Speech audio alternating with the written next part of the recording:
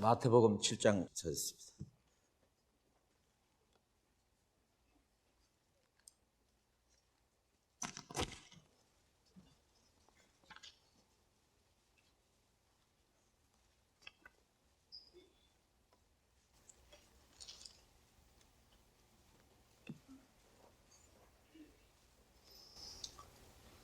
마태복음 7장 21절부터 읽겠습니다.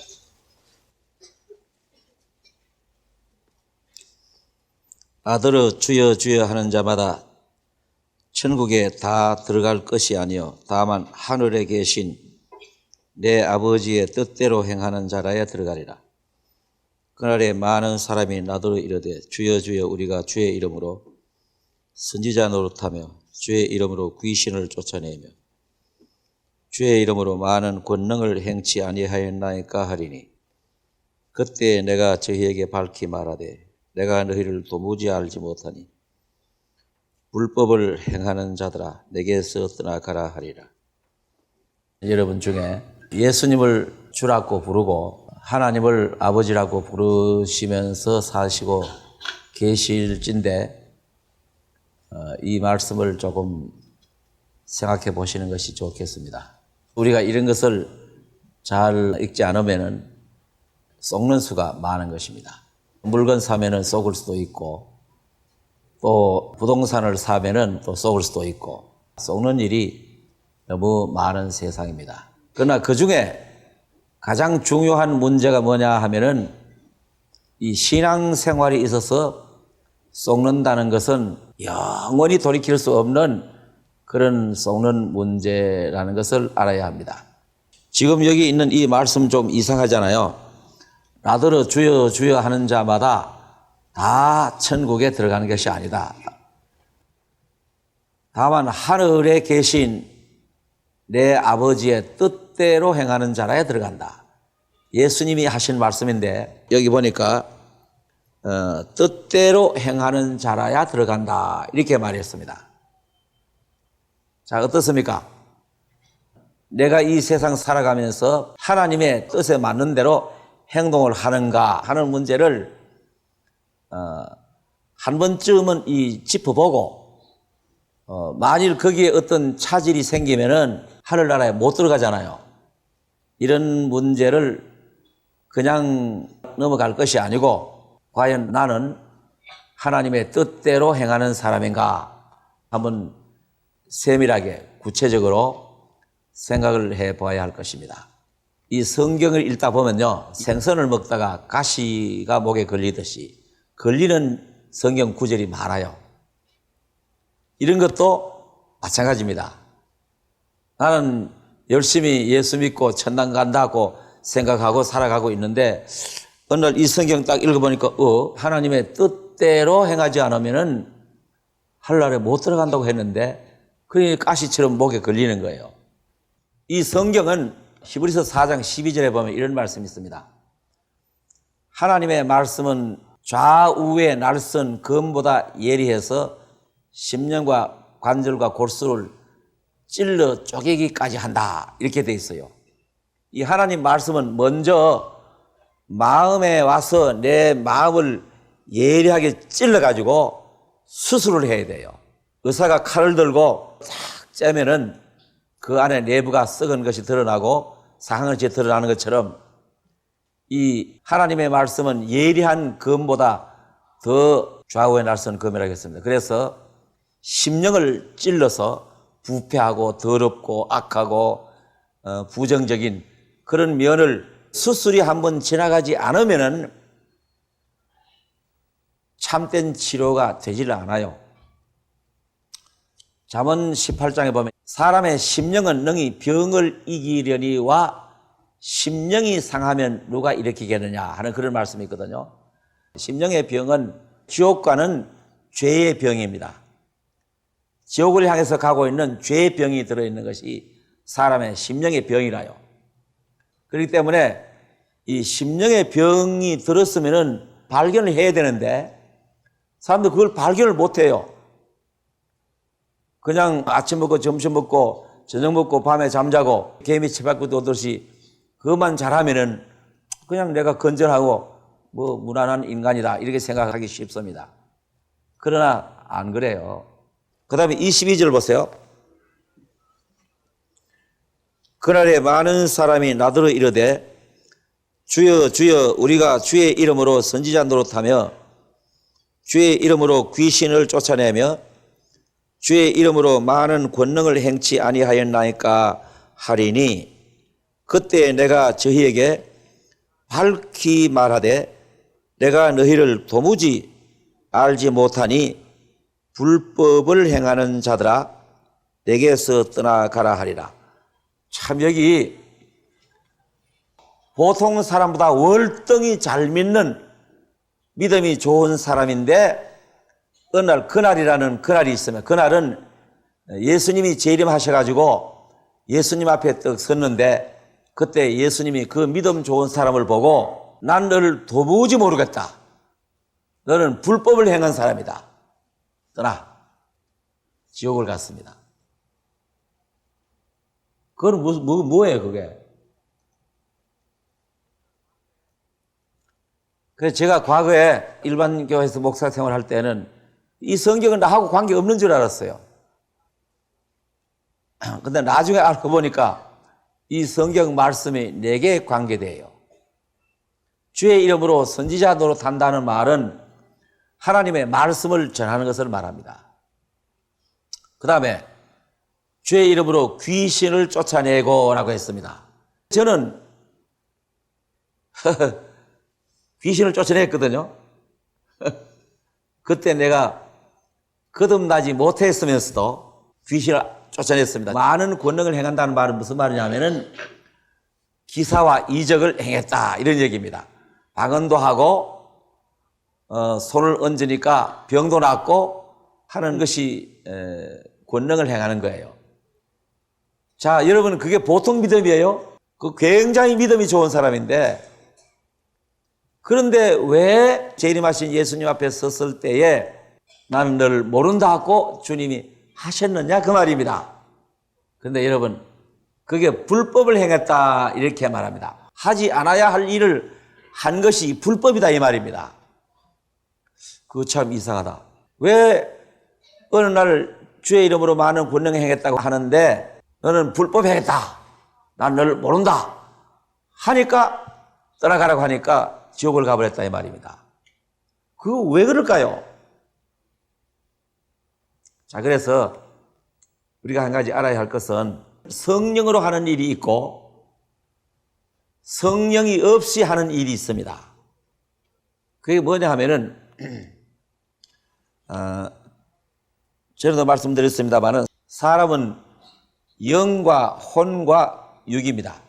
아담이 죄를 지었을 때에 물론 영은 죽었지만은 혼의 능력도 제한이 되어 버렸습니다. 그러나 본래는 이 사람의 이 혼 속에 굉장한 힘이 있습니다. 자, 여러분, 이 현대 문명은 문해부흥 이후로 사람의 이 혼의 세계가 개발된 세계입니다. 그래서 이 혼 속에는 지능이라는 것도 있고 여러 가지 힘이 있는데 이것이 차츰 개발이 돼가지고 학문적으로 달에까지 갔다 올 수 있게 됐고 컴퓨터를 핵무기를 개발한 시대가 되었습니다. 그런데 이것을 또 신비적으로 개발을 하면은 병을 고칠 수 있는 능력이 나옵니다.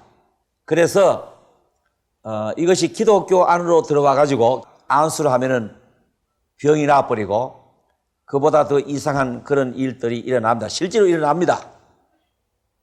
그러나 그것은 성령으로 하는 것이 아닙니다. 그렇기 때문에 불법인 거예요. 인간의 혼과 육신이 결탁해서 하는 정신작용에서 나온 것이기 때문에 그런 것은 불법인 것입니다. 제가 만일 과거에 그 귀신 쫓아낼 때 그러고 죽었으면 지옥 간 거예요. 제가 바로 그 사람이었으니까.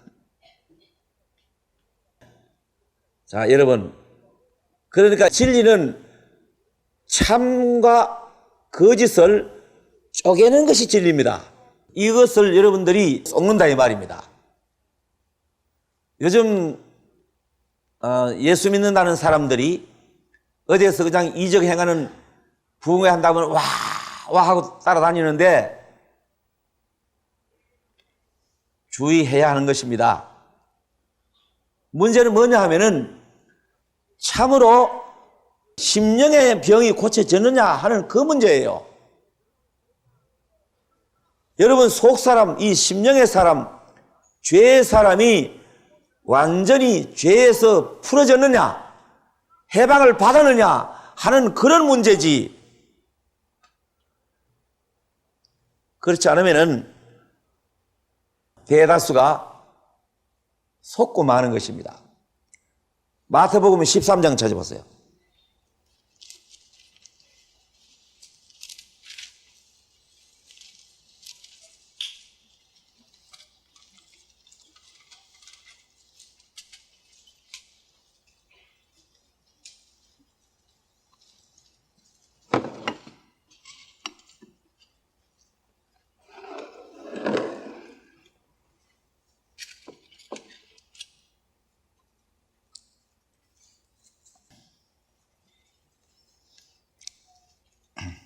(18절입니다) 21페이지 마태복음 13장 18절. 그런즉 씨 뿌리는 비유를 들으라. 아무나 천국 말씀을 듣고 깨닫지 못할 때는 악한 자가 와서 그 마음에 뿌리운 것을 빼앗나니 이는 곧 길가에 뿌리운 자요. 자, 여기 보세요. 천국 비유입니다. 씨 뿌리는 비유로서 천국을 비유했습니다. 이 씨는 말씀을 씨라고 합니다. 말씀이 마음에 뿌려지는 것이 씨인데, 첫째 마음은 길가와 같은 마음이다. 이 길가는 사람들이 많이 밟고 다녀가지고 아주 뗀뗀하게 굳어져 있는 그 마음입니다. 그런 사람은 이 성경 말씀을 들어도 마음에 심어지지 않으니까 새가 와서 주워 먹는다는 것은 마귀가 가져가 버린다. 여기 그렇게 되어 있잖아요. 19절에 아무나 천국 말씀을 듣고 깨닫지 못할 때는 악한 자는 마귀 아닙니까? 악한 자가 와서 그 마음에 뿌리운 것을 빼앗나니 이는 곧 길가에 뿌리운 자요. 그러니까 마음이 굳어져 있습니다. 성경 얘기도 다 아는 것처럼 하고 철학, 사상, 도덕론 그런 것을 너무 많이 듣고 완전히 굳어 있는 사람들은 이 말씀 들어도 마음에 심어지지 않습니다. 그 다음에 두 번째 보세요. 20절입니다.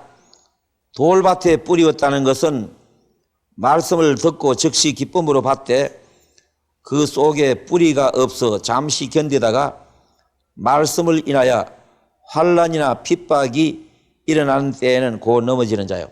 이 집회를 하다 보면은 그런 사람 많아요. 아주 즐겁게 기쁜 마음으로 이게 참 이런 얘기 처음 들어봤다 하면서 이제 나도 구원을 받았다 하면서 가짜 구원인데 처음에는 막 열심히 하다 조금만한 어려움이 생겨도 그만 싹 돌아서 버려요. 그게 흙이 깊지 못하고 돌기 그냥 밑에 딱 깔려 있으니까 뿌리를 내릴 수 없는 그런 마음이다, 이런 얘기입니다. 그 다음에 세 번째 보세요. 22절. 가시떨기에 뿌리었다는 것은 말씀을 들으나 세상의 염려와 재리의 유혹에 말씀이 막혀 결실치 못하는 자요. 자, 이제 보세요.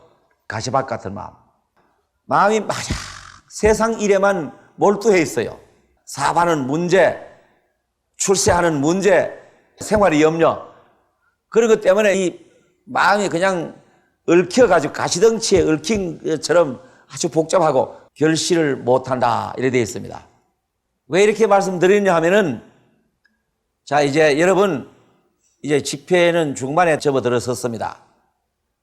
여러분들이 이 성경 얘기를 들으면서 마음이 밭이 갈아지고 말씀을 받아들일 수 있는 그 차분한 마음, 또 겸손한 마음, 그런 마음이 돼야 돼요. 그래서 이 네 번째 보세요. 23절에 좋은 땅에 뿌리었다는 것은 말씀을 듣고 깨닫는 자니 결실하여 혹 100배, 혹 60배, 혹 30배가 되느니라. 보세요.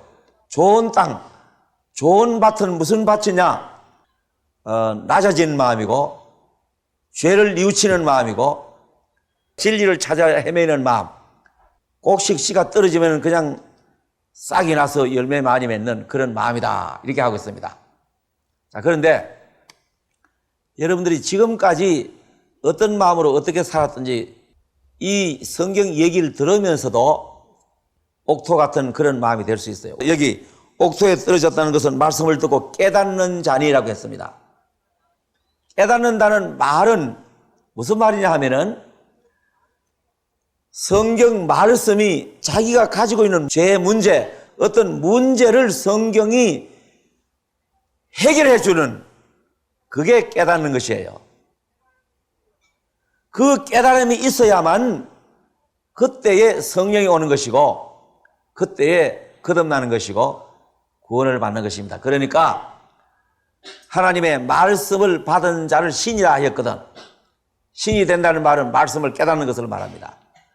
너희가 거듭난 것이 썩어질 씨로 된 것이 아니요 썩지 아니할 씨로 된 것이니 하나님의 살아있고 항상 있는 말씀으로 되느냐. 말씀을 깨달을 때에 성령으로 거듭나게 되는 것입니다. 어제 계시록은 5장이 푼다고 하는 말씀을 어제 들었습니다. 7인이라는 것은 하나님께서 아담에게 이 세상을 맡기셨는데 아담이 마귀인데 팔아먹을 때에 그 문서가 7인으로 봉해져 있는 책이다 이런 얘기입니다. 그러니까 그게 사실은 뭐냐 하면은 계시록의 내용이라요. 그게 그 7인으로 봉해져 있는 그 말씀이 계시록 6장부터 나오는 내용을 말하는 것입니다.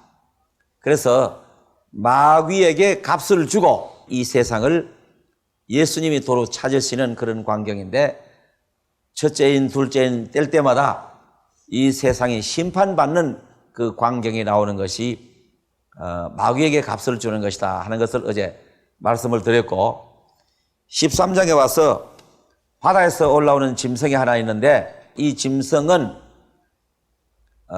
다니엘서 7장에 있는 말씀대로 네 짐승 중에 마지막 짐승인 것을 말했습니다. 그러다가 이제 이 세상은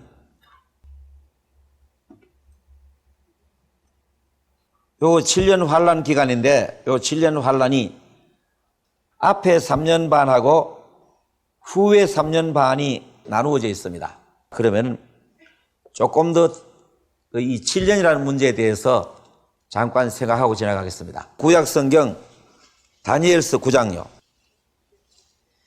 1250페이지입니다.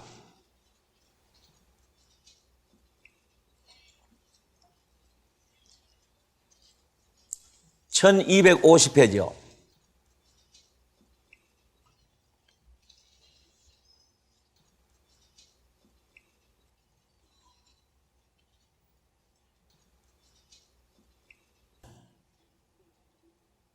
(20절부터) 읽겠습니다. 다니엘서 9장 20절입니다. 내가 이같이 말하여 기도하며 내 죄와 및 내 백성 이스라엘의 죄를 자복하고 내 하나님의 거룩한 산을 위하여 내 하나님 여호와 앞에 간구할 때 곧 내가 말하여 기도할 때에 이전 이상 중에 본 그 사람 가브리엘이 빨리 날아서 저녁 제사를 드릴 때 즈음에 내게 이르더니 내게 가르치며 내게 말하여 가로되 다니엘아 내가 이제 네게 지혜와 총명을 주려고 나왔나니 곧 네가 기도를 시작할 즈음에 명령이 내렸으므로 이제 네게 고하러 왔느니라. 너는 크게 은총을 입은 자라. 그런즉 너는 이 일을 생각하고 그 이상을 깨달을지어다. 이게 무슨 말이냐 하면요. BC 600년경에 이스라엘 민족이 바벨론으로 포로로 잡혀갔습니다. 그때에 이 다니엘 선지자도 함께 잡혀갔습니다. 나중에는 페르시아에 속해서 살고 있었는데 어느 날 예레미야서를 읽다 보니까 포로 생활이 70년 만에 끝이 난다는 것을 알게 됐습니다. 그래서 이제 다니엘이 자기 죄와 이스라엘 민족의 죄를 자복을 하면서 하나님께 기도를 했더니 하나님이 가브리엘이라는 천사를 보내서 그 기도에 대한 응답을 주셨다, 그 말입니다. 그래서 이제 가브리엘이 나타나서 이제 좋은 소식을 전하려고 내가 왔다, 그 말이 나옵니다. 자, 24절입니다. 내 백성과 내 거룩한 성을 위하여 70일에로 기한을 정하였나니 허물이 마치며 죄가 끝나며 죄악이 영속되며 영원한 의가 드러나며 이상과 예언이 응하며 또 지극히 거룩한 자가 기름 부음을 받으리라. 이게 무슨 말 하느냐 하면은 이스라엘 민족의 운명이 기한을 정해놨는데 70일에 70 곱하기 1에 1이라는 건 7일이 70번이 지나면은 77이 49, 491입니다. 491이 지나면은 어떤 일이 생기느냐 하면은, 자, 여기 보세요. 내 백성과 네 거룩한 성을 위하여 70일에로 기한을 정하였나니, 이제 그 70일에가 마쳐지면은 허물이 마치며라고 했습니다. 모든 죄가 끝이 난다는 말입니다. 죄가 없는 세상이 된다, 이 말입니다. 죄악이 영속되고 영원히 속량되고 영원한 의가 하나님의 의가 나타나고 이상과 예언이 응하며 이 성경 속에 기록되어 있는 모든 예언이 다 이루어져 버린다고 하는 말입니다. 그러면 그때가 490일이 뭐냐, 이게 민수기서나 에스겔 4장에 보면은 하루를 1년으로 계산하라고 했습니다. 그러니까 이것이 490년입니다. 요 시점에서 490년이 차면은 이 세상에 죄가 없어지고 예수님이 왕으로 재림하신다, 그 말입니다. 그것도 무슨 소리냐?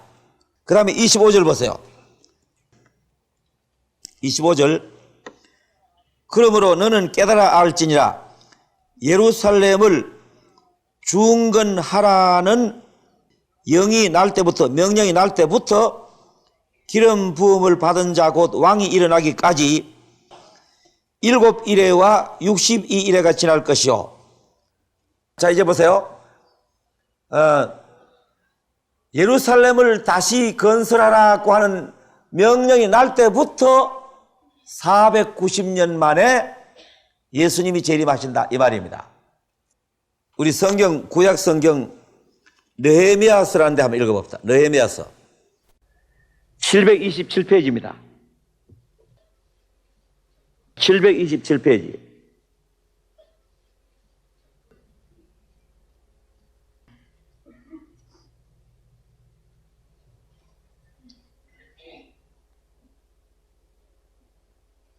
(1절부터) 읽겠습니다. 느헤미야서 2장 1절입니다. 2장 1절. 727페이지. 아닥사스다 왕 20년 니산월에 왕의 앞에 술이 있기로 내가 들어 왕에게 드렸는데 이전에는 내가 왕의 앞에서 수색이 없었더니, 수색이란 말은 근심을 말합니다. 왕이 내게 이르시되 네가 병이 없거늘 어찌하여 얼굴에 수색이 있느냐? 이는 필연 네 마음에 근심이 있음이로다. 그때 내가 크게 두려워하여 왕께 대답하되 왕은 만세수를 하옵소서. 나의 열조의 묘실이 있는 성읍이 이제까지 황무하고 성문이 소화되었사오니 내가 어찌 얼굴에 수색이 없사오리까? 왕이 내게 이르시되 그러면 네가 무엇을 원하느냐 하시기로 내가 곧 하늘의 하나님께 묵도하고 왕에게 고하되 왕이 만일 즐겨하시고 종이 왕의 목전에서 은혜를 얻었사오면 나를 유다 땅 나의 열조의 묘실이 있는 성읍에 보내어 그 성을 중건하게 하옵소서 하였는데 그때 왕후도 왕의 곁에 앉았더라. 왕이 내게 이르시되 네가 몇 날에 행할 길이며 어느 때에 돌아오겠느냐 하고 왕이 나를 보내기를 절기하시기로 내가 기한을 정하고. 거기까지 읽읍시다. 바벨론을 무너뜨린 페르시아 아닥사다 왕 때에 이 느헤미야 선지자는 술을 만들어 가지고 왕을 대접하는, 그것도 그때는 상당한 직분입니다. 유대 선지자인데 말입니다. 그런데 어느 날 예루살렘이 완전히 폐허됐다는 소식을 듣고 걱정스러운 모습으로 술을 이렇게 바치니 그 아닥사다 왕이 네가 무슨 근심이 있는 모양이구나 하니까 느헤미야 선지자가 내 조국의 수도 예루살렘이 성도 무너지고 폐허가 되어 있다는데 어떻게 내 마음이 근심이 없겠습니까? 이렇게 말하니까 그러면 네가 뭘 원하느냐? 나를 보내가지고 그 무너진 성을 재건하게 해 주십시오. 아닥사스다 왕이 그래서 성을 중건하라, 성을 다시 쌓으라 하는 명령이 내렸습니다. 그때가 BC 445년경입니다. BC 445년경. BC 445년부터 490년이 차면은 예수님이 재림하시고 세상은 죄가 없어지고 모든 예언이 이루어진다고 하는 그런 얘기입니다. 다시 다니엘서 9장 돌아갔어요. 25절입니다. 1250페이지. 그러므로 너는 깨달아 알지니라. 예루살렘을 중건하라는 영이 날 때부터 기름 부음을 받은 자 곧 왕이 일어나기까지. 자, 여기 보세요. 7일에 49년입니다. 그때로부터 49년 만에 예루살렘 성이 완성이 됐습니다. 그 다음에 62일에가 지날 것이요. 그 다음에 62일에 이걸 합하면은 얼마냐 하면은 483년이 됩니다. 자, 483년이면은 490년에 몇 년이 모자라요? 7년이 모자랍니다. 자, 7년이 모자라는데 여기 보십시오. 이제 25절에 기름 부음을 받은 자 곧 왕이 일어나기까지 7일에와 62일에가 지날 것이요 그때 곧 곤란한 동안에 성이 중건되어 거리와 해저가 이룰 것이라. 62일 후에 기름 부음을 받은 자가 끊어져 없어질 것이며 라고 했습니다. 기름 부음을 받는다는 말이 무슨 말이냐면은 예수님을 가리켜 말하는 것입니다. 예수님을 그리스도라고 말하거든요. 그리스도라는 말은 기름 부었다는 뜻입니다. 구약 성경에 기름 부어서 세우는 직분이 세 가지가 있습니다. 첫째는 선지자를 세울 때에 머리에다가 실제로 기름을 붓습니다. 그 다음에 제사장입니다. 제사장을 세울 때에 기름을 붓습니다. 그 다음에 왕을 세울 때에 기름을 부어서 세웁니다. 그것은 신약시대에 오면은 성령을 가리켜 말하는 것입니다. 그래서 예수님이 성령으로 잉태해서 나셨고 또 침례받고 올라오실 때 성령이 비둘같이 임해서 성령의 기름 부음을 받으신 것을 말하는 것입니다. 자, 그러면은 예수님이 이 세상에 계실 때에는 선지자로 계셨습니다. 그 다음에 예수님이 부활 성천하신 다음에 지금까지는 제사장으로 계십니다. 근데 여기에 기름 부음을 받은 자가 끊어져 없어질 것이라는 말이 예수님이 십자가에 돌아가실 것을 말하는 것입니다. 장차 한 왕의 백성이 와서 그 성읍과 성소를 회파하려니와 그의 종말은 홍수의 âm몰댐 같을 것이며 또 끝까지 전쟁이 있으리니 황폐한 것이 작정되느니라. 그러니까 예수님이 십자가에 돌아가심으로써 이스라엘의 역사가 끝이 났습니다. 사실은 AD 70년이지만은 예수님이 십자가에 돌아가시는 것으로서 끝이 났다는 그런 뜻입니다. 자, 이제 보세요. 요 기간 동안 요건 공백입니다. 이스라엘 나라의 역사는 여기는 없는 기간이에요. 그러니까 몇 년이 모자랍니까? 예? 이스라엘 나라의 역사는 483년이 지나고 나서 이스라엘의 역사가 없어지니까 490년을 채우자면 몇 년이 남았어요? 그래서 요 7년이 오는 거예요. 그 다음에 27 보세요. 그가 장차 많은 사람으로 더불어 한 이래 동안에 언약을 굳게 정할 그가라는 사람은 바로 666을 말하는 것입니다. 세계 지배자를 말합니다. 한 이래란 7년간입니다. 이스라엘 민족하고 7년 동안의 언약을 정하고 그가 이래의 절반 3년 반에 와서 제사와 예물을 금지한다는 말은 배신해가지고 이스라엘을 괴롭히는 그런 해가 되는데 그것이 이 7년 환란 중에 대환란이라는 것이 3년 반입니다. 자, 그래서 이 7년이라는 숫자는 이스라엘 민족의 역사에 대한 예언 중에 490년을 채우는 7년이 온다는 것을 말하는 것입니다. 그 다음에 계시록 13장 갔어요. 계시록 13장 11절입니다. 계시록 13장 11절.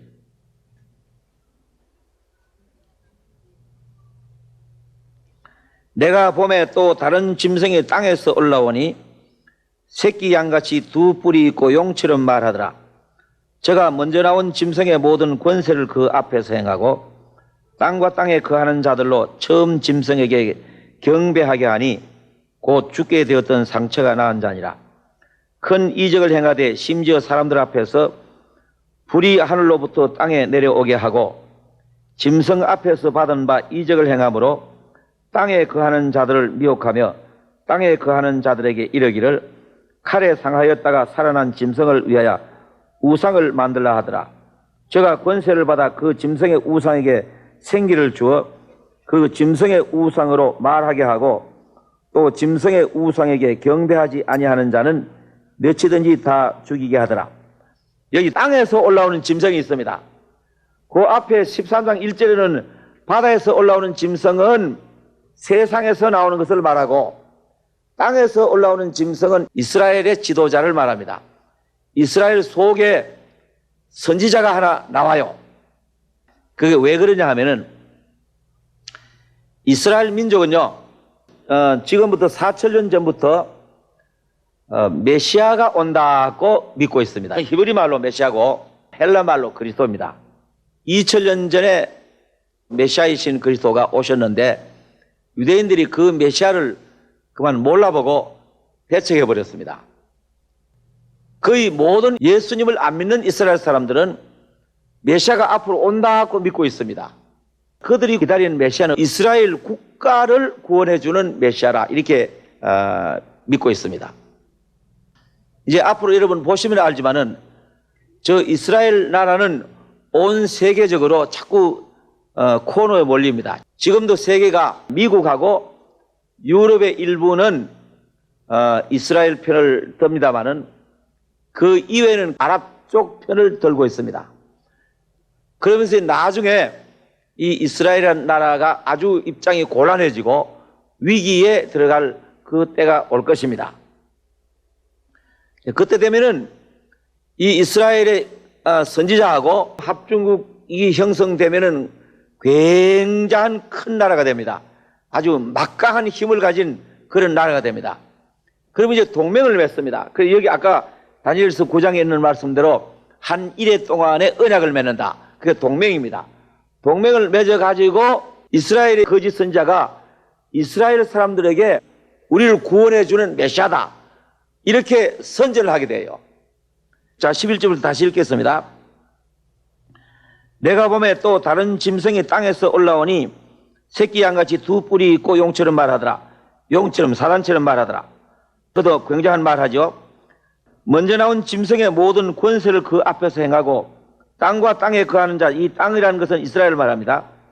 거하는 자들로 처음 짐승에게 경배하게 하니 곧 죽게 되었던 상처가 나은 자니라. 죽었다가 기적적으로 살아나는 그 사람을 섬기도록 합니다. 그 다음에 13절 보세요.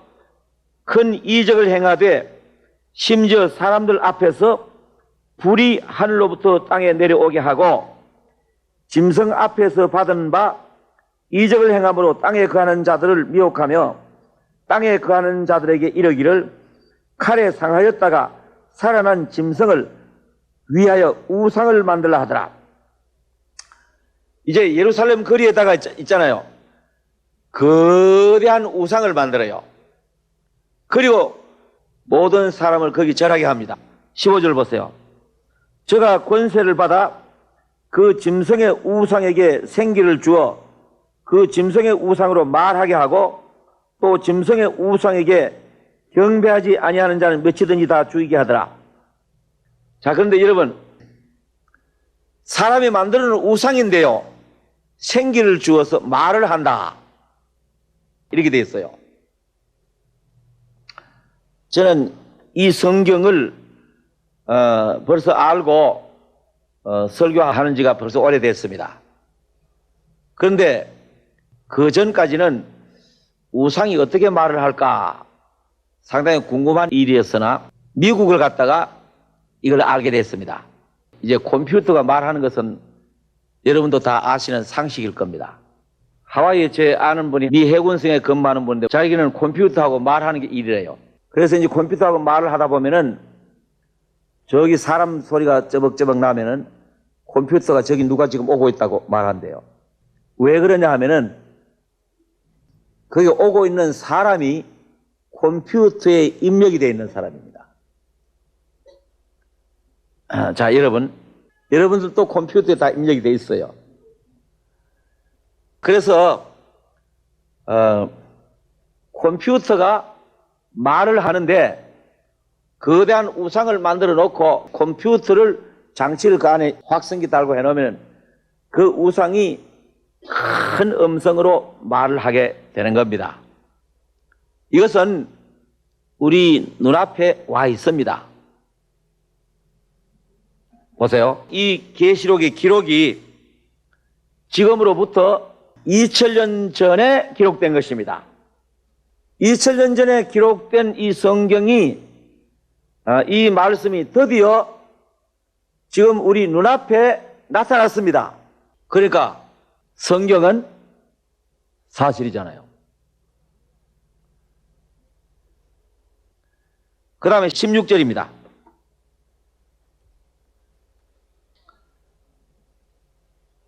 저가 모든 자 곧 작은 자나 큰 자나 부자나 빈궁한 자나 자유한 자나 종들로 그 오른손에나 이마에 표를 받게 하고 누구든지 이 표를 가진 자 외에는 매매를 못하게 하니 이 표는 곧 짐승의 이름이나 그 이름의 수라.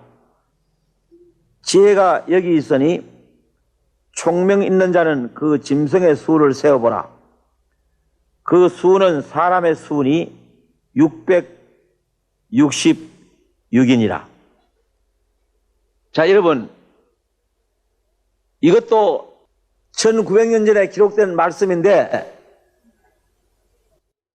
지금 이것이 눈앞에 왔습니다. 이 사람의 이마에다가 이 표를 한다는 것은 뭐냐 하면은 666은 이 세계 지배자의 이름이고, 여기 다시 한번 읽어봐요. 17절을 보세요.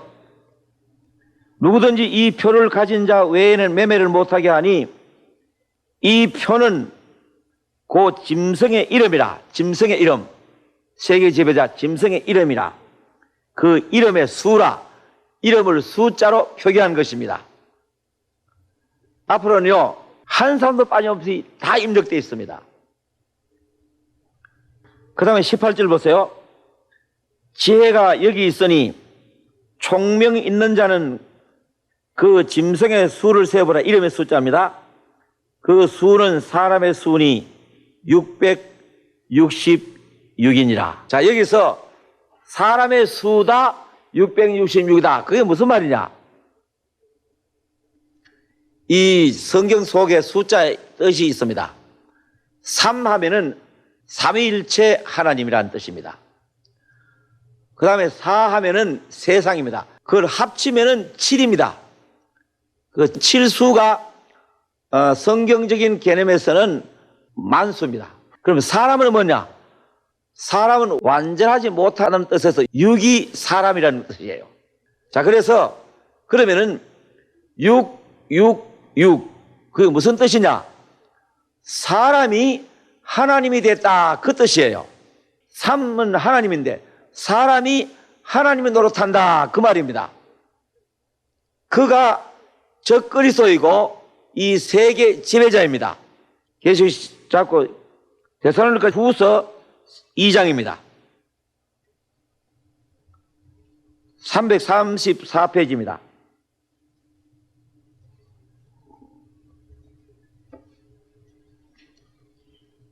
(334페이지)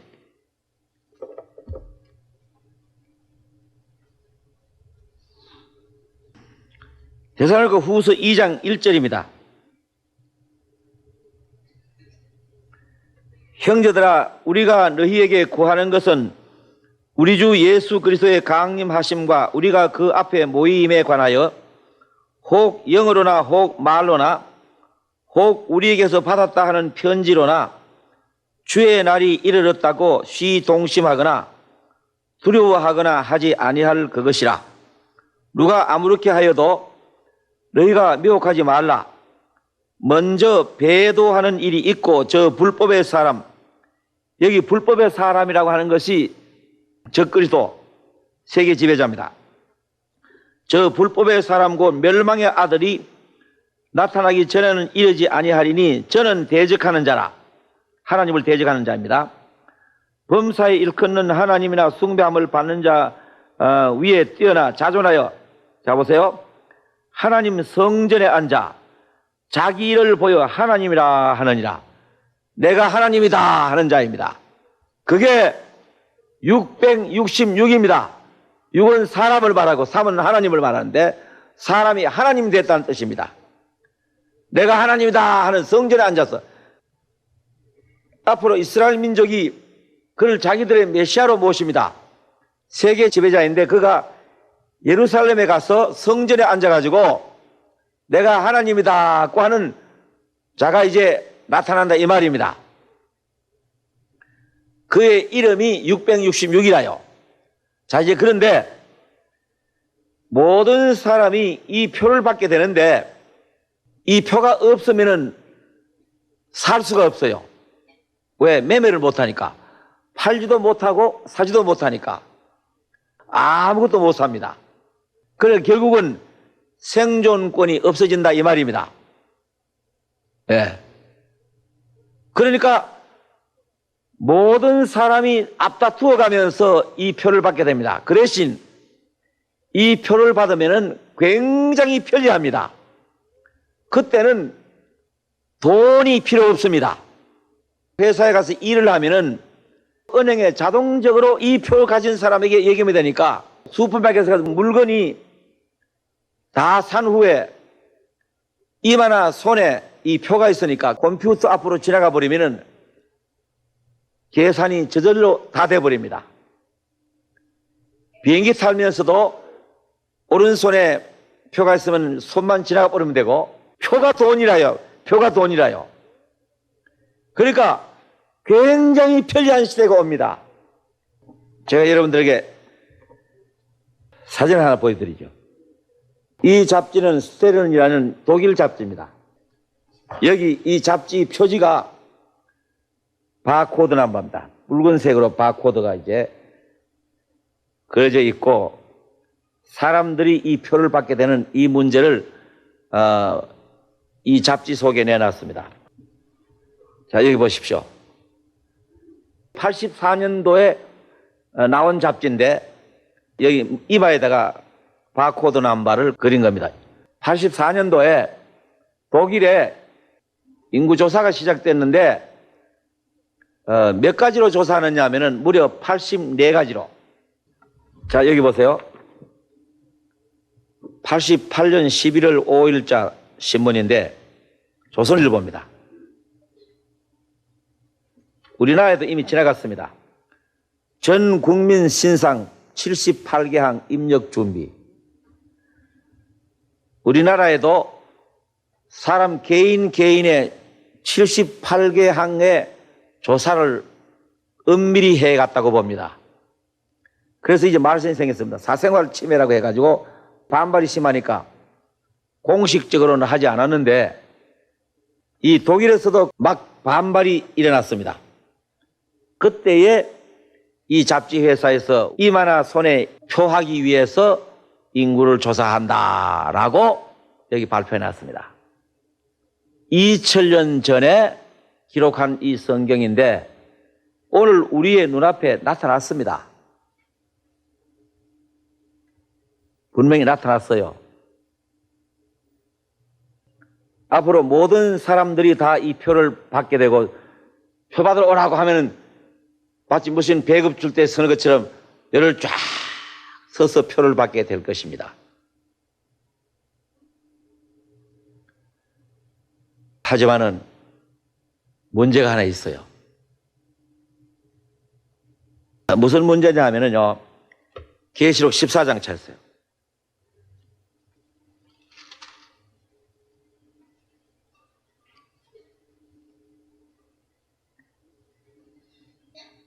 계시록 14장 9절입니다. 9절. 또 다른 천사 곧 셋째가 그 뒤를 따라 큰 음성으로 가로되 만일 누구든지 짐승과 그의 우상에게 경배하고 이마에나 손에 표를 받으면 그도 하나님의 진노의 포도주를 마시리니 그 진노의 잔에 섞인 것이 없이 부은 포도주라. 거룩한 천사들 앞과 어린 양 앞에서 불과 유황으로 고난을 받으리니 그 고난의 연기가 세세토록 올라가리로다. 짐승과 그의 우상에게 경배하고 그 이름의 표를 받는 자는 누구든지 밤낮 쉼을 얻지 못하리라. 자, 여러분 보세요. 이마에나 손에 이 표 받은 사람은 누구든지를 물론 몽땅 지옥을 가요. 다 지옥을 가요. 그게 왜 그러냐 하면요, 이 표를 이마에나 손에 받으면은 666의 소유다 그 말입니다. 666은 적그리스도입니다. 그리스도를 대항하는 적그리스도예요. 그는 마귀의 앞잡이입니다. 예수님이 하나님의 아들이신데 육신을 입고 세상에 온 것처럼 그도 사탄이 사람의 육신을 입고 온 거나 마찬가지입니다. 그래서 대립하는 거예요. 그래서 이 표를 받는 사람은 그의 소유가 된다 이 말입니다. 또 만일 이 표를 받지 않으면은 살 수가 없어요. 그럼 도대체 어떻게 하는 말이냐? 안 받으면 살 수 없고 받으면 지옥 가고. 그래서 이 책에 이 예언의 말씀을 읽는 자와 듣는 자가 복이 있다는 말은 그 말입니다. 여러분 지금까지 이걸 모르고 살았잖아요. 자, 이것을 알게 된 것이 여기 보면은 지혜라고 했습니다. 18절, 13장 18절. 지혜가 여기 있으니 총명 있는 자는 그 짐승의 수를 세보라. 그 수는 사람의 수는 666이나. 이걸 알게 됐다는 것은 지혜입니다. 지혜. 그러니까 이제 여러분들이 이 표를 받지 않고 살아남을 수 있는 길을 찾아야 된다 그 말입니다. 이제 여러분 아셔야 할 것은 처음에는 이 표를 하는 것이 지원제로 할 겁니다. 왜? 굉장히 편리하니까. 굉장히 편리하기 때문에 전부 다 자원해서 이 표를 받습니다. 그러나 참 여러분들 자, 표 받으러 오라고 하면 표 받으러 가겠어요?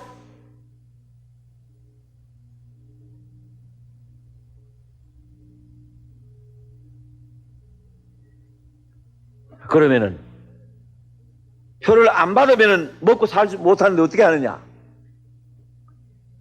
그래서 이러한 문제를 해결할 수 있는 길이 성경 속에 있기 때문에 여기 써놓은 거예요. 여러분, 이것을 알게 된 것만 해도 복입니다. 그것이 바로 살 길을 찾을 수 있으니까.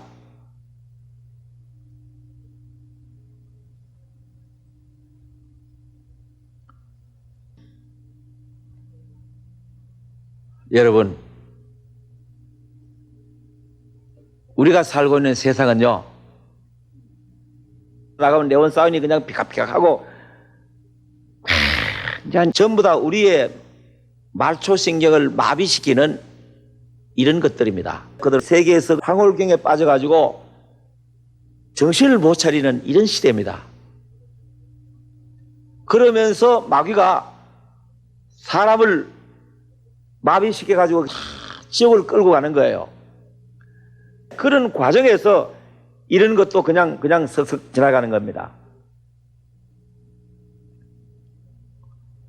제가 일본에 가서 집회를 하고 왔는데, 제가 타고 다니는 차가 이렇게 운전대 앞에 차가 가고 있는 그 위치를 착 알려주는 그 지도가 이렇게 나오면서 인공위성에서 지상에 연결이 되는 거예요. 자, 앞으로 사람의 이마나 손에 표를 받으면 추적이 됩니다. 그 사람이 어디서 무슨 일을 하는 것을 컴퓨터만 때려보면 어떤지 다 나옵니다.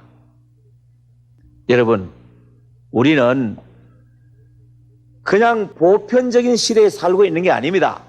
극단적인 마지막을 향해서 지금 가고 있는 이 시대에 우리가 지금 살고 있는 거예요.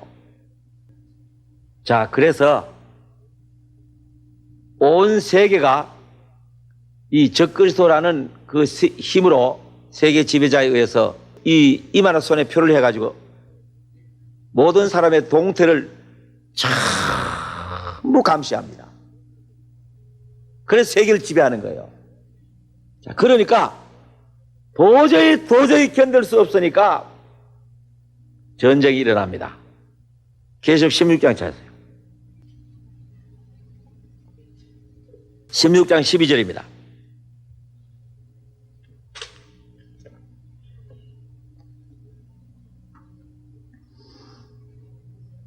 또 여섯째가 그 대접을 큰 강 유브라데 소돔에 강물이 말라서 동방에서 오는 왕들의 길이 예비되더라.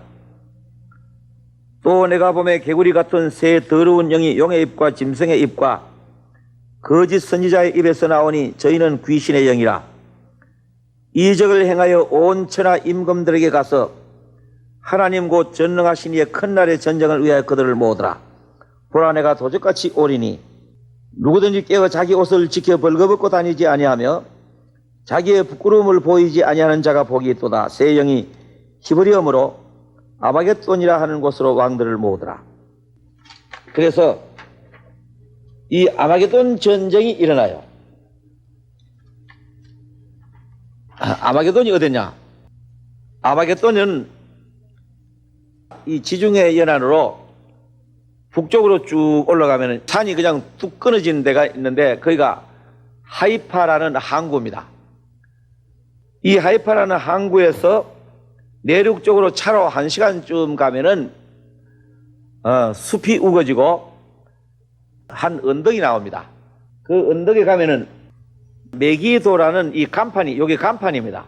바로 풀이하면 아마겟돈이라는 곳인데 기독교인들이 말하는 세계 마지막 전쟁이 일어날 아마겟돈이라는 곳이다 라고 여기 쓰여 있습니다. 거기가 이제 지도상으로 말하면은 아까 말씀드린 대로 이 하이파 항구에서 1시간쯤 들어가면 여기가 굉장히 넓은 분지가 있습니다. 눈에는 잘 안 보이지만 저 건너는 나사렛, 예수님이 자라나신 나사렛 동지가 있고 굉장히 넓은 분지가 있는데 거기가 바로 이 세상 마지막 전쟁이 일어날 아마겟돈 전쟁이 거기서 일어날 곳입니다.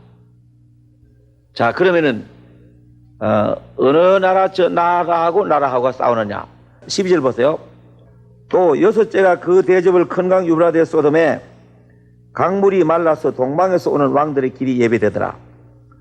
또 내가 봄에 이 유브라데 강이 어디냐 하면요, 걸프 전쟁이 일어났던 데가 유브라데 강이 있는 곳입니다. 여기가 페르시아만이고요. 이 페르시아만으로 흘러들어가는 강이 두 개가 있는데 끝에 가서는 합집니다. 북쪽의 끝은 디그리스 강이고 남쪽의 끝이 유프라테스 강이라고 합니다. 그 사이에 바그다드라는 도시가 끼어 있습니다. 자, 이 강물이 말라서 동방에서 오는 군대, 왕들의 길이 예비되더라, 이렇게 했습니다. 극동 지역에 있는 군대들이 다 합칠 겁니다. 젊은 사람들은 전부 다 합칠 겁니다. 왜 그러냐 하면은 이만한 손에 표를 해가지고 감시를 받으니까 너무너무 답답한 거예요. 완전히 항상 감시받고 있는 생활이니까. 그래서 적그리스도가 있는 예루살렘 쪽으로 향해서 쳐들어갑니다. 그러자면은 유프라테스 강을 넘어가야 됩니다. 유브라데 강을 넘어가야 돼요. 그런데 제가 한 가지 또 보여드릴 것이 있는데요. 히말라야를 꿰뚫은 경의의 도로, 이거 산 밑으로 그냥 이렇게 그림을 그렸습니다. 이게 히말라야 산 밑으로 중공에서 파키스탄으로 넘어가는 히말라야 산 밑으로 터널이 뚫혀 있습니다. 이거 벌써 상당히 오래전에 완성이 되었습니다. 이거 터널 공사하는 그런 광경이고, 또 한 가지 보여드리죠. 미국 갔더니 어떤 분이 이걸 전해줍니다. 여기 보세요. 영문으로 된 건데요. China favors way for visitors to Silk Road. 그 거리가 먼 실크로드를 중국이 포장을 시작했다는 그런 내용입니다. 자, 이러한 모든 것이 다 그 준비로서 되어지는 것입니다. 또 한 가지 보여드리죠. 자, 이거 보십시오. 유프라테스 강물 싸움이라. 여기 보면요, 아타투르크 댐이라. 아타투르크 댐. 터키가 유프라테스 강 상류가 터키로 해서 시리아로 해서 이라크로 흘러가는 강인데, 이 댐 공사가 완성되면은 유프라테스 강물은 말라버립니다. 이 댐이 완성되면은 유프라테스 강이 말라가지고 이 아시아 지역에 있는 연합군이 탱크나 전차나 주력이나 타고 가자면은 유브라데 강을 건너가야 돼요. 그러니까 그 강이 말라야 되는 겁니다. 자, 그래서 이미 그 강물은 마르기 시작을 한 것입니다. 여러분, 2000년 전에 예언해 놓은 이 성경 말씀이 하나하나가 전부 다 그대로 되고 있습니다. 조금도 차질이 생기지 않아요. 마치 하나님이 지휘하시는 것처럼 하나 그대로 그냥 돼가고 있는 겁니다. 여러분, 정신을 좀 차려야 하지 않겠어요?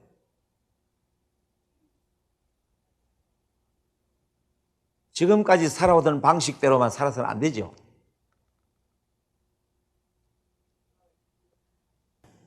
그 다음에 계시록 16장 돌아왔어요.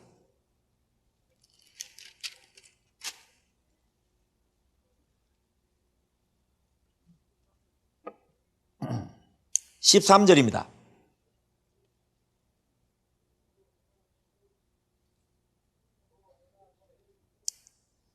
또 내가 봄에 개구리 같은 새 더러운 영이 용의 입과 짐승의 입과 거짓 선지자의 입에서 나오니 저희는 귀신의 영이라 이적을 행하여 온 천하 임금들에게 가서 하나님 곧 전능하신 이의 큰 날에 전쟁을 위하여 그들을 모으더라. 자, 보세요. 이게 무슨 말이냐면은 용의 입, 짐승의 입, 거짓 선지자 삼위일체입니다. 마귀도 삼위일체. 용은 사탄, 짐승은 적그리스도, 거짓 선자는 이스라엘의 지도자. 이 삼위일체가 돼가지고 이제 거짓말을 해서 온 세계를 불러 모읍니다. 14절 보세요. 저희는 귀신의 영이라 이적을 행하여 온 천하 임금들에게 가서, 여기 임금들은 군대 세력을 말합니다. 하나님 곧 전능하신 이의 큰 날에 전쟁을 위하여 그들을 모으더라.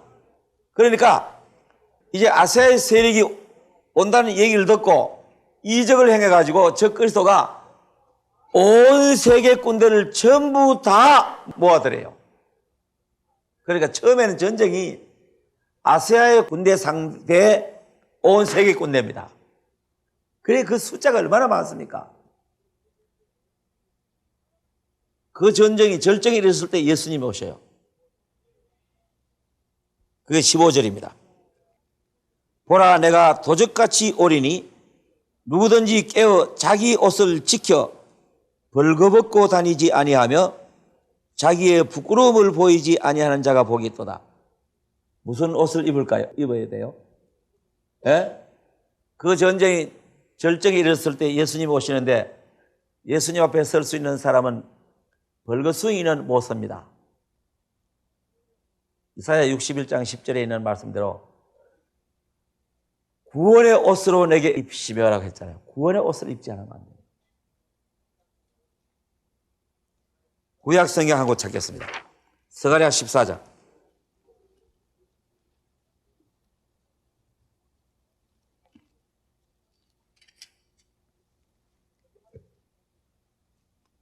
(1325페이지입니다)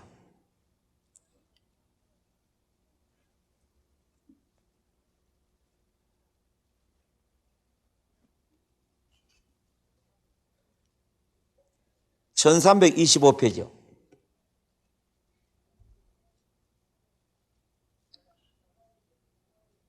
스가랴 14장 1절입니다. 여호와의 날이 이르리라. 그날에 내 재물이 약탈되어 너희 중에서 나누리라. 내가 열국을 모아 예루살렘과 싸우게 하리니 성읍이 함락되며 가옥이 약탈되며 부녀가 욕을 보며 성읍 백성이 절반이나 사로잡혀 가려니와 남은 백성은 성읍에서 끊쳐지지 아니하리라. 그때 여호와께서 나가사 그 열국을 치시되 이왕 전쟁 날에 싸움같이 하시라. 자, 여기 보시면은 신약에서는 전능하신 하나님의 큰 날, 이 세상의 이제 마지막 날, 구약에서는 여호와의 날, 아마겟돈 전쟁이 절정에 이르고 예수님 오시는 날, 여호와의 날입니다. 열국을 모아 온 세계를 모아가지고 예루살렘과 싸우게 한다. 그래서 예루살렘이 다시 한번 멸망을 받습니다.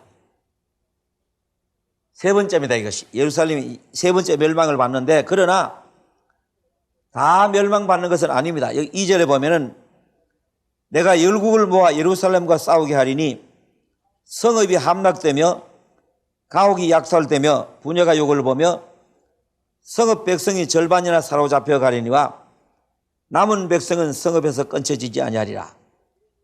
3절에 그때에 여호와께서 나가사 그 열국을 치시되 이왕 전쟁 날에 싸움같이, 여기 여호와께서 나가사라는 말이 예수님의 재림을 말하는 겁니다. 구약의 여호와 하나님은 신약의 그리스도 하나님입니다.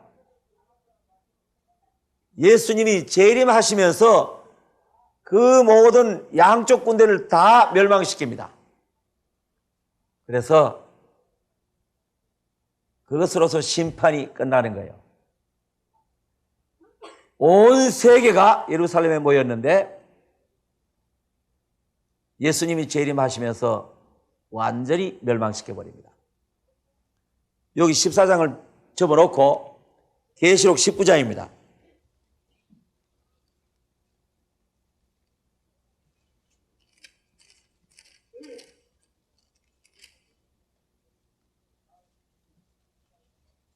(419페이지) 신약성경 계시록 19장 11절부터 읽겠습니다. 또 내가 하늘이 열린 것을 보니 보라 백마와 탄자가 있으니 그 이름은 중신과 진실이라. 그가 공의로 심판하며 싸우더라. 여기에 계시록 6장에 백마탄자가 있잖아요. 그건 적그리스도이고 여기 이제 예수님이 백마탄자를 재림하시는 겁니다. 12절 그 눈이 불꽃 같고 그 머리에 많은 면류관이 있고 또 이름 쓴 것이 하나가 있으니 자기밖에 아는 자가 없고 또 그가 피 뿌린 옷을 입었는데 그 이름은 하나님의 말씀이라 칭하더라. 하늘에 있는 군대들이 희고 깨끗한 세마포를 입고 백마를 타고 그를 따르더라. 천군 천사가 따르는 거죠. 그의 입에서 이한 검이 나오니 그것으로 만국을 치겠고 친히 저희를 철장으로 다스리며 또 친히 하나님 곧 전능하신 이의 맹렬한 진노의 포도주 틀을 밟겠고 그 옷과 다리에 이름 쓴 것이 있으니 만왕의 왕이요 만주의 주라 하였더라. 예수님이 재림하시는 겁니다. 또 내가 보니 한 천사가 해에 서서 공중에 나는 모든 새를 향하여 큰 음성으로 외쳐 가로되 와서 하나님의 큰 잔치에 모여 왕들의 고기와 장군들의 고기와 장사들의 고기와 말들과 그 탐자들의 고기와 자유한 자들이나 종들이나 물론 대수하고 모든 자의 고기를 먹으라 하더라. 그래서 다 죽을 때에 독수리들이 모여가지고 고기를 뜯어먹는 큰 잔치를 벌인다 이 얘기입니다. 19절 또 내가 보매 그 짐승과 땅의 임금들과 그 군대들이 모여 그 말탄 자와 그 군대로 더불어 전쟁을 일으키다가 예수님이 재림하시면은 싸우던 군대가 이제 합쳐가지고 재림하시는 예수님을 대항하게 됩니다. 그래, 이 우주 만물의 창조자이신데 그분을 대항해서 이기겠어요? 20절 짐승이 잡히고 이 적그리스도죠. 그 앞에서 이적을 행하던 거짓 선자도 함께 잡혔으니 이는 짐승의 표를 받고 그의 우상에게 경배하던 자들을 이적으로 미혹하던 자라. 이 둘이 산처로 유황불 붙는 못에 던지고 제일 먼저 마귀보다 먼저 지옥가요. 산채로 지옥가요. 그 나머지는 말탄 자의 입으로 나오는 검의 죽음에 모든 새가 고기로 배불리더라. 20장 또 내가 보매 천사가 무지개 열쇠와 큰 쇠사슬을 그 손에 가지고 하늘로서 내려와서 용을 잡으니 곧 옛 뱀이요 마귀와 사단이라.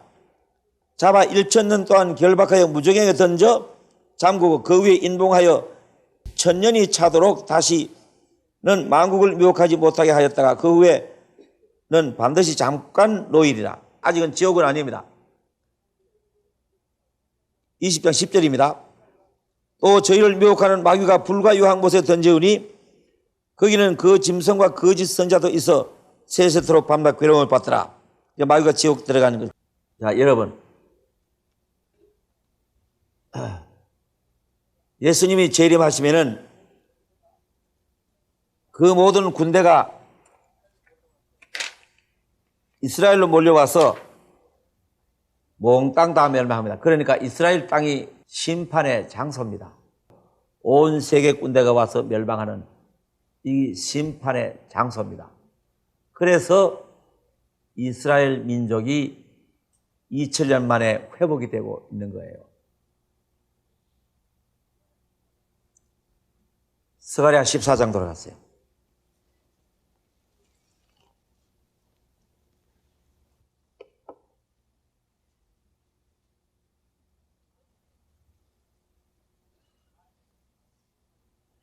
(4절입니다) 4절 1325페이지 4절 그날에 그의 발이 예루살렘 앞 곧 동편 감난산에 서실 것이요. 예수님이요 감난산에서 성천하셨습니다. 그래서 예수님 재림하시는 것도 감난산에 재림을 하셔요. 감난산이 어디냐 하면은 예루살렘에서 기드론 시내 하나 건너면 오리 정도 돼요. 거기 예수님이 재림하셔가지고 모든 세계 군대를 다 멸망시키고 그때부터 예수님이 이 세계를 통치하시는 천년왕국으로 들어가요. 그런데 여러분들에게 아주 중요한 또 얘기를 하나 합니다. 표를 받으면은 지옥을 가고 표를 안 받으면은 먹고 살 수가 없고 받아도 안 되고 안 받아도 안 되는데 그걸 어떻게 피할 수 있느냐 하는 문제가 여기서 나옵니다. 4절 다시 읽겠습니다. 그날에 그의 발이 예루살렘 앞 곧 동편 감난산에 서실 것이요 감난산은 그 한가운데가 동서로 갈라져 매우 큰 골짜기가 되어서 산 절반은 북으로 절반은 남으로 옮기고 그 산골짜기는 아셀까지 미칠지라. 너희가 그의 산골짜기로 도망하되 유다왕 우시아 때의 지진을 피하여 도망하던 것 같이 하리라. 나의 하나님 여호와께서 임하실 것이요. 예수님 재림입니다. 모든 거룩한 자가 주와 함께 하리라. 자, 여기 보세요. 예수님이 재림을 하실 때 이 시점에 재림하시면은 이방의 때가 끝나고 현재 이 역사는 끝납니다. 모든 허물이 마치고 죄가 끝나고 모든 예언이 다 이루어져 버리고 이제 천년왕국이 됩니다. 이 천년왕국은 하나님의 창조적 능력으로 완전히 새로운 세상이 되어버립니다. 그래서 사람이 그 천년 동안에는 고통과 괴로움이 없습니다. 부녀들이 아기를 낳아도 전혀 괴로움이 없어요. 씨를 뿌리면 저절로 자라서 그냥 곡식이 얼마든지 생산이 됩니다. 이것이 주님이 통치하는 시절입니다. 이 기간이 끝이 나면은 영원한 세계가 옵니다. 그런데 예수님이 재림하실 때에 혼자 오시는 게 아니고 모든 거룩한 자가 주님과 함께 온다 하는 이게 문제예요. 어째서 그러냐? 신약성경 데살로니가전서 3장입니다. 331페이지입니다.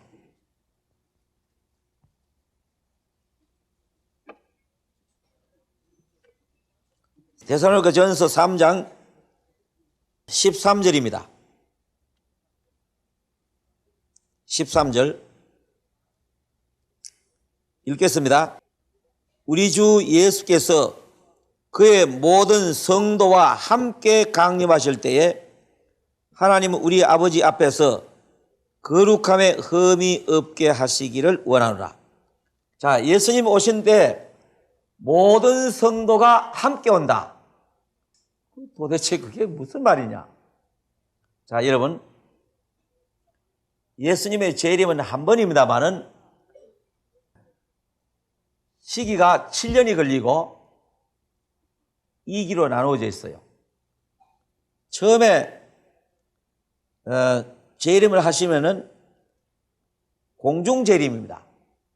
예수님이 공중에 나타났을 때 이 시점에서 자, 여기 7년 환란이 시작되기 바로 직전에 어떤 일이 일어나요.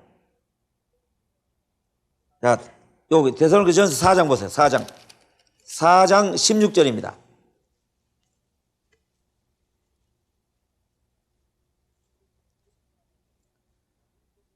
16절요.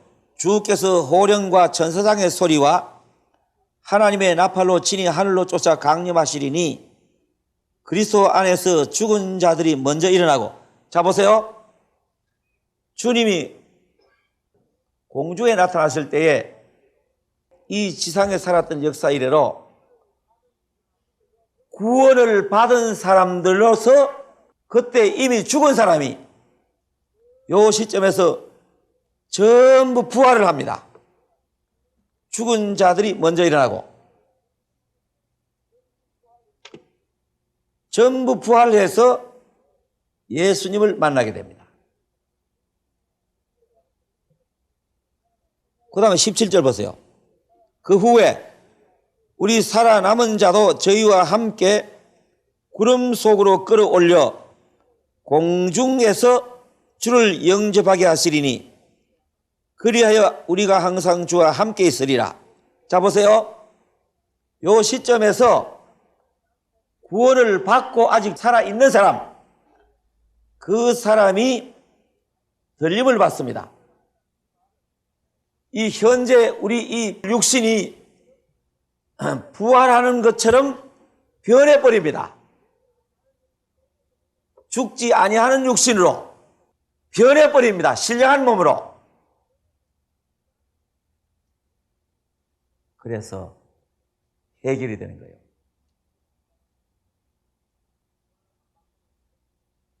표를 안 받고도 해결이 되는 거예요. 자, 이제 보세요. 현재 이 육신은 완전한 몸이 아니에요. 병들고 피곤하고 죽고, 이건 일시적인 미완성체입니다. 요 시점에서 이 육신이 완성체가 돼요. 죽지 않는 몸으로, 피곤치 않는 몸으로 변해버리는 거예요. 그래서 공중의 들림을 받아 주님을 맞이하고 있습니다. 그러니까 표를 안 받고도 지나가는 겁니다. 자, 이 길이 있기 때문에 성경에 그 얘기를 해놓은 거예요.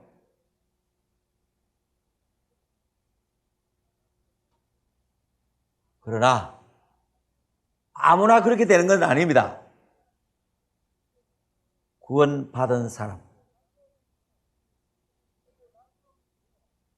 그리고 나서 7년 환란이 시작되는데 이 7년간은 심판받는 기간입니다. 구원 안 받은 세계.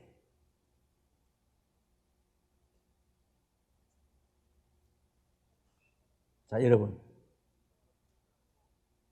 인생으로 태어나가지고 무엇이 여러분에게 제일 중요합니까? 이 문제보다 더 중요한 것이 있을까요? 진리를 알지니 진리가 너희를 자유케 하리라. 인간은 진리를 하나 발견하면은 요 시점에 가서 모든 문제가 해결되어 버립니다.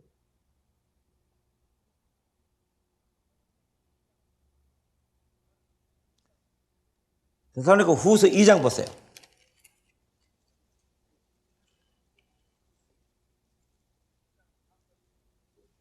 2장 3절부터 읽겠습니다.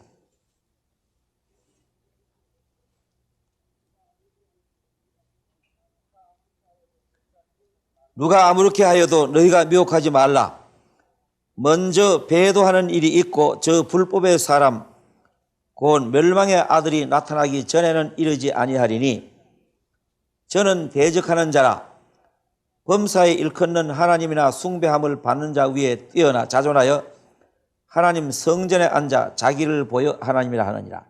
적그리스도이죠. 자기가 하나님이라고 하는 이 적그리스도를 말하고 있습니다. 5절입니다.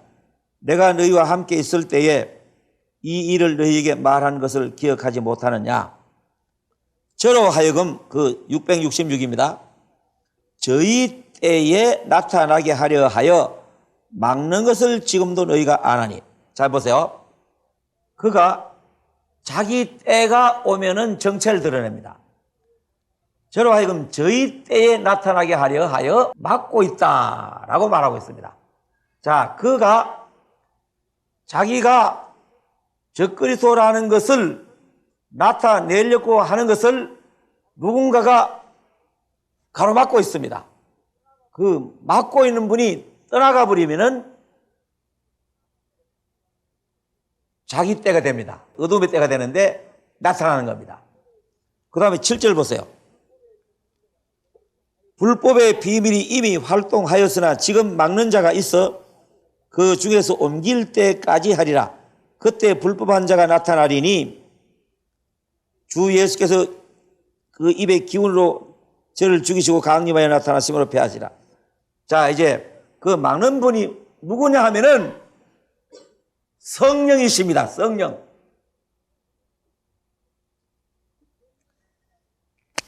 성령이 예수님 십자가에 돌아가신 다음에 곧 성령이 오셨거든요. 부활승진하신 다음에. 그래서 성령이 지금 이 세상에 계십니다. 성령이 계시기 때문에 그가 정체를 못 드러냅니다. 자, 여러분, 이 세상에 성령이 계시는데 구원 안 받은 사람의 양심 속에도 성령이 어느 정도 감동을 주고 있습니다. 근데 지금은요, 이 악의 세력이 강하게 밀어붙입니다. 그러니까 범죄 사실이 아주 심하게 나와요, 지금. 막 애들 막 납치해가고 성폭행하고 강도짓하고 막 불도 지르고 지금 야단합니다. 예? 이게 뭐냐 하면은 성령은 이 세상에 계시지만은 악이 아주 굉장히 힘으로 지금 나오고 있습니다.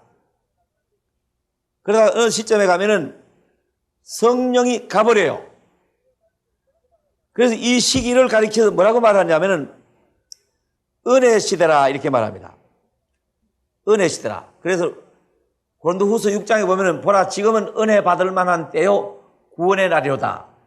근데 여러분 마음에도 성령이 지금 운동합니다. 다만 성령이 이 영 속에 들어와야 되거든요. 혼에까지 감동을 주지만은 영 속에 들어올 때에 거듭나는 것입니다. 성령의 감동만 받아가지고는 안 돼요. 성령이 영에 들어와야 됩니다. 자, 그것이 에베소서 4장 한번 찾아보세요.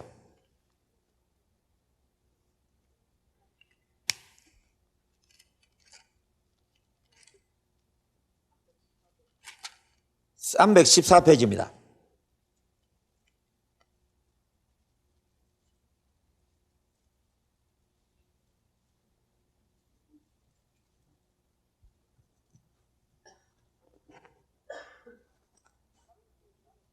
(30절입니다) 에베소서 4장 30절 저 따라 한번 읽어보세요. 하나님의 성령을 근심하게 하지 말라. 그 안에서 너희가 구속의 날까지 인치심을 받았느니라. 구속의 날까지가 보세요. 이 날이가 구속의 날입니다. 들림받는 날. 자, 보세요. 성령을 받은 사람은 그 사탄의 표를 안 받습니다. 에베소 1장 찾아보세요. 13절입니다.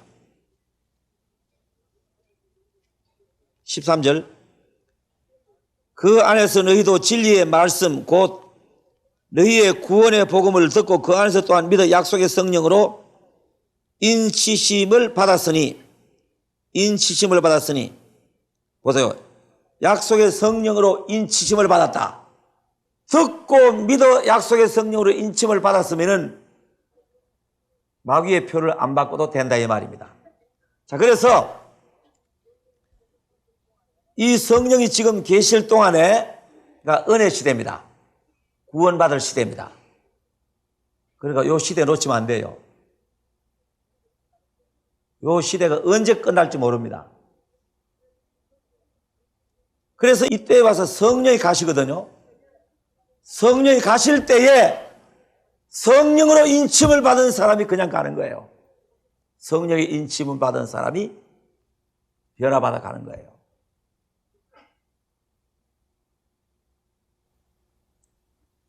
여러분, 아직은 은혜 시대 안에 여러분이 살고 있습니다. 아직은. 그러나 혹시 언제일지 모릅니다. 끝납니다. 들림 받아버리면은 환란이 시작됩니다.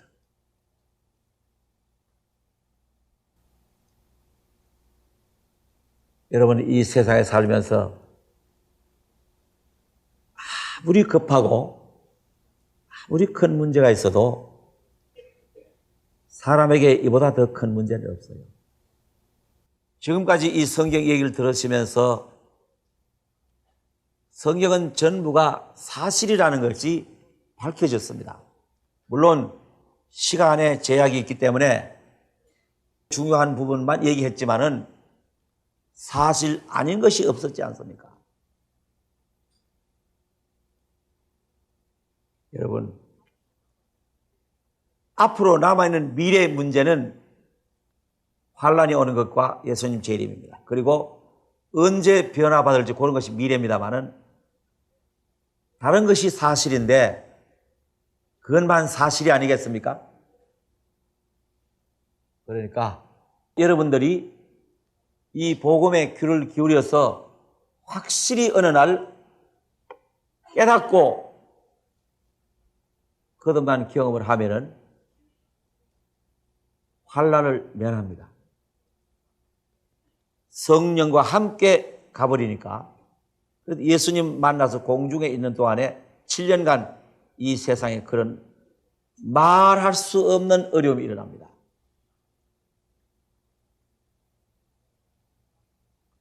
여러분, 이러한 성경 말씀을 그냥 아연하게 듣고 아무렇게나 생각하지 마십시오.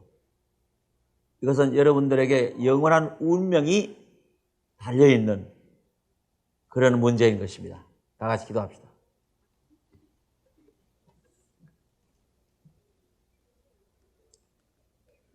거룩하신 주님, 저희들이 주님의 말씀을 상고했습니다. 이 예언의 말씀을 읽는 자와 듣는 자들과 그 가운데 기록된 것을 지키는 자들이 복이 있다고 하셨는데 이제 우리는 이 성경 말씀을 통해서 어떤 시대에 우리가 살고 있고 우리는 어떻게 되어야 할 것을 가르친 말씀을 읽어서 알았습니다. 이것을 안 것만으로도 커다란 복인 줄 압니다. 그런 나머지 한 가지 지키는 데까지 이르러야 할 줄 압니다. 우리는 마음이 둔하고 또 완악해서 이러한 말씀을 들어도 길가와 같은 마음이 있고 돌짝밭 같은 마음도 있고 가시떨기같이 복잡한 마음도 있습니다. 그래서 우리가 이러한 성경을 들어도 마음에 별로 감동을 받지 못하고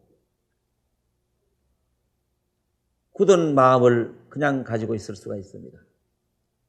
성령께서 모든 마음을 사로잡아 부드러운 옥토가 될 수 있도록 주님께서 인도해 주십시오. 그래서 이 주님의 말씀을 확실히 깨닫고 거듭난 경험을 해서 하늘나라에 갈 수 있도록 인도해 주시기를 바랍니다. 남은 시간들을 주님이 축복해 주십시오. 주님의 이름으로 기도드립니다. 아멘.